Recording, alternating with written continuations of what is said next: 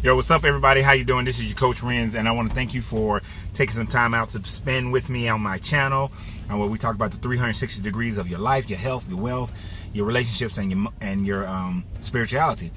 Now, before I even get started, good journey, good vibrations to everybody out there, and I want to give gratitude to everyone who supports the channel, channel through Uncle Renz Popcorn, that's urpopcorn.com, Coach Renz, who subscribes to the channel. Hit that subscribe button right now, hit the subscribe button. Support the channel by sharing the videos, all kinds of ways. So I thank you guys tremendously, much gratitude for that. So I was about 18 years old, and I'm sitting in a church. The pastor says, I'm going to ask everybody a question.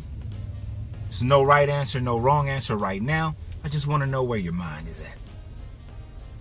He says that we read about the apostles and the church fathers. We talk about all the people in the Old Testament, Abraham and Isaac, Jacob, all these people.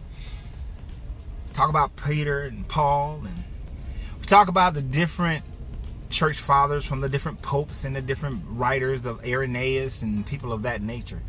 And he said, let me ask you guys a question. If you think that those people were closer to God than you are, then I want you to raise your hand. So people started raising their hand, and almost unanimously, everyone in the church raised their hand. And he said, okay. He said, now, if you think that you are just as equal or better than those people, than Peter and Matthew and Luke, he said, raise your hand. I raised my hand. I was the only person in the church to raise their hand. And he said, now it's interesting that everybody is a child of God, but yet you think that these people back in the day were closer to God than you, simply because they are people of antiquity. And he went on to a whole message, and I blanked out after like the first 5 minutes because my mind just went in a totally different direction. That happens quite often, regardless of what it is, who it is, as far as spirituality. You say something and my mind starts moving in a whole nother direction, like a whole nother message starts coming to me. My download becomes totally different from theirs. I might pick and grab other things that they may have said because I'm hearing both what they're saying and my download is happening at the same time, and then other things that they say increases my download. So as he's going on about his sermon, and he's talking about being worthy, finding yourself as a worthy child of God, I started listening to the download, and I'm going to share that with you guys right now. My download at that time when I was 18, and still holds true to be my download today, even more so today because I am more knowledgeable, have more wisdom, is that we are truly, indeed, as a whole, more righteous people today than at any other time of that history. People would disagree with that, and they were like, well, those people walked with Yeshua, and yet at the end, Yeshua said, you do not know me. At the end, they still doubted. At the end, they still scattered. At the end, they still were no more intelligent concerning the message of Yeshua as people are today. I recognize that one of the missions throughout the entire writing of the Hebrew Bible, the Christian Bible, and the Muslim Quran is understanding the experience of the Creator, understanding the relationship with the Creator, understanding the spirit of the text, not so much the doctrine, not so much the letter. If you look at a lot of the teachings of the Yeshua, you see that he talks more about having a spirit of understanding the truer depths of the message, not the legalistic aspect of it, but yet People still remain legalistic, and people are still that way today. Just ask anyone to get into a debate as to which day is the Sabbath and what is required as work. Get into a debate about what is sin. Get into a debate about what is holy, what is appropriate dress and attire and attitude in the church. What is all these things that they determine. We look at one set of sins and say that they are grander than others, but yet it tells you that all those are sins. People will look at it where there are rules that people still hold on to that are devoid of the spirit of the teaching. There is a part of wisdom that I take from the Christian Bible that I find also in the Vedics, that I also find in the Tao, that I also find in the Quran, that I also find in the Torah, I find it in the Bhagavad Gita. And it is that basic golden rule: do unto others that you will have them do unto you. This is understanding the spirit of being in close unity, union, being in yoga with the Creator. People of that day were so far outside of that basic teaching. That basic teaching that Yeshua said, all the law hinges on these: love the Father and keep His commandments, and love thy neighbor as you would love yourself. All the law hinges on those two. All the legalities hinges on those two. The reason why he constantly argued with the Pharisees and the Sadducees in the stories is because all the law hinged on understanding the difference between the doctrine, the legalistic, and the spirit of it. I say that those people were less close to that understanding than we are today, simply because look at our history. Look at our history. Look at the history of the people who lived in that day.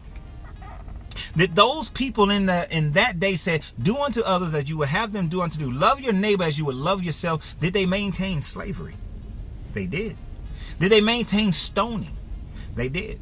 Did people still maintain that you are under a feudal lordship? They did. Did they maintain tying a woman's legs to stones and casting her in waters and saying that you are a witch if you're able to come up out of the water, but if you don't come up out of the water, then you weren't a witch and your soul has ascended? Did they call themselves exorcising demons by choking the heck out of somebody, and then at the last second said, I saw the glimmer of light as their spirit ascended to the Father and the demon was cast out, but yet they choked this person to death? Did they say that, oh, since you don't agree with me, all you Gnostic Christians who are more so plentiful than the Orthodox Christians, we're going to, by edict of Theodosius, go out and murder all of y'all? Did they burn down the libraries of Alexander? Did they have racism? Did they have sexism? You got to understand that these people, their morality was conditioned and connected to their culture. And being connected to their culture, they wrote about God in a way that they can understand their culture. They made God, the understanding of God, fit their culture. Let me give you an understanding of it. Take from the time of Abraham and Moses and the people who lived, who were of those time frames in the book. Just this one, although I can point out many, just this one. There's a verse, and I'm not going to tell you where it is. I want you to go look it up, because when I tell you what it is, you say that, oh, that's just me. But if I tell you the story and then you go look it up, then you learn it. You learn it. But it says that if a man comes into a physical quarrel with another man and his wife helps him, joins in the fight, maybe he getting his butt whooped, maybe his life is threatened, because if you think about it, back in not more than 100, 200 years ago, a fight could easily end in death, and it was considered legal. It was considered legal. In the Wild West, a fight was with guns, and it was considered legal. In feudal Europe, a fight, swords, guns, considered legal. All over the world, fights could easily end in death. But in today's world, with our morality, fights don't end in death as quickly. It's illegal most of the time if it does. But in this story, it says that if the wife helps the husband, if my Donna was to help me defend myself and defend her, defend our family, defend our property in a physical alteration, she is more than willing, more than able to do so. But yet, according to the Bible, according to the Quran, according to the Torah, according to these books, God said that if she grabbed the other man's balls during the fight and squeezes them, then her arm is to be chopped off. Tell me that those people were closer to God than we are, that they had a closer relationship, a better understanding than we do. And yet we lean to their understanding. We lean to what they said instead of looking inside and saying that is immoral. In so many ways, that is immoral, to cut off a woman's arm for defending her husband simply because within the fight she grabbed and squeezed his balls. My sweetheart, my wife, is former military. She understands that you go for the weak points of your adversary. One of the weakest points on a man is his balls. You hit him, squeeze him, kick him, he is more than likely going down. Other than his throat, other than the throat, the esophageal area, other than right here, that is one of the weakest points of the body. Now, of course, you have the eyes, but that's a hard target to hit. So what this misogynistic culture deemed is that, yes, help defend your husband. Hit him in the back of the head. Hit him in the arm, kick him in the legs, kick him in the butt, hit him in the stomach, hit him in the chest, punch him in the face, break his nose. But do not grab his balls. Do not grab his balls. They had little sexual reasons. They had all kind of idiotic reasons for that. But they were not reasons of love. Not reasons of do unto your neighbors as you would have do unto yourself. Love your neighbors as you would love yourself. They were not those reasons. Think about the history of man and the rape that went on.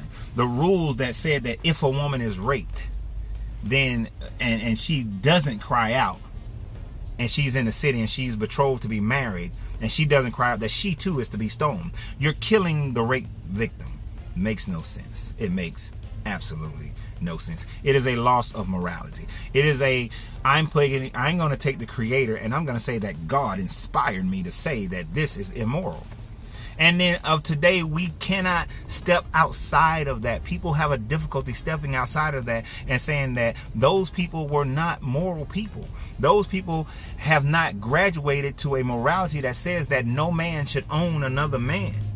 That no woman should be forced to marry her rapist. That if a wife defends her husband, her arm should not be cut off. That in the story of the woman who committed adultery, where the hell is the man who committed the adultery with her?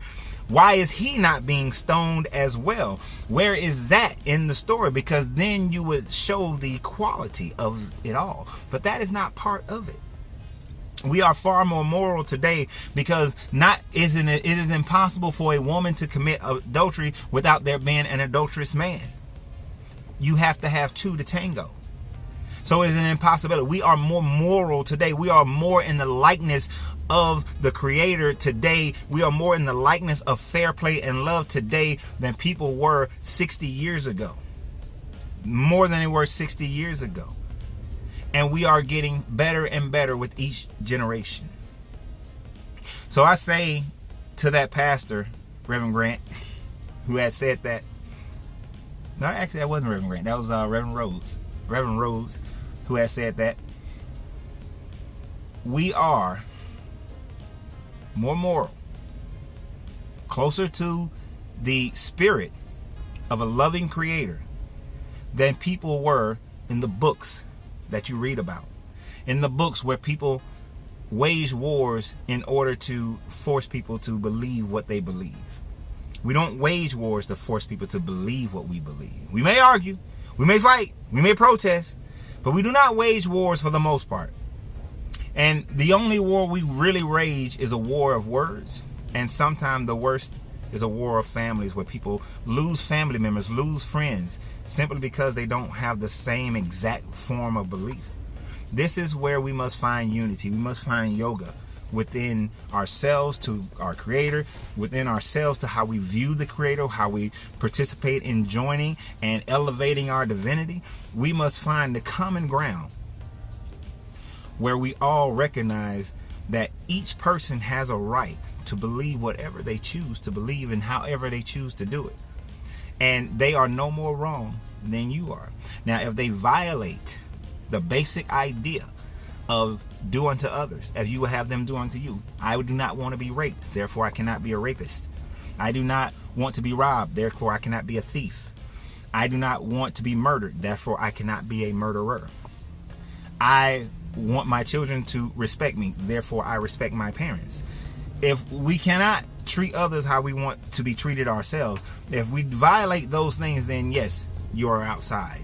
If you are saying that, well, my God says that I must murder you, then you are outside of the will and the understanding of a loving God.